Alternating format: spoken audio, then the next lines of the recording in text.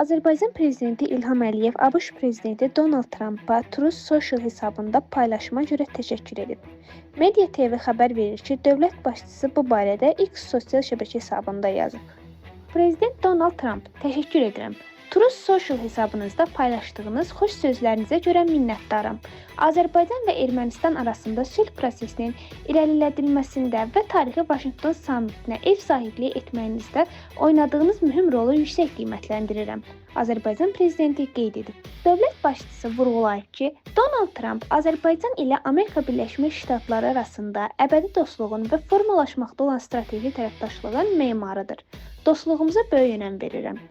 Xatırladaq ki, ABŞ prezidenti Donald Trump sentyabrın 16-sında növbəti dəfə Truth Social-dakı hesabında avqustun 8-də Vaşinqtonda Azərbaycan prezidenti İlham Əliyev və Ermənistanın baş naziri Nikol Paşinyanla keçirdiyi tarixi görüş barədə paylaşım edib.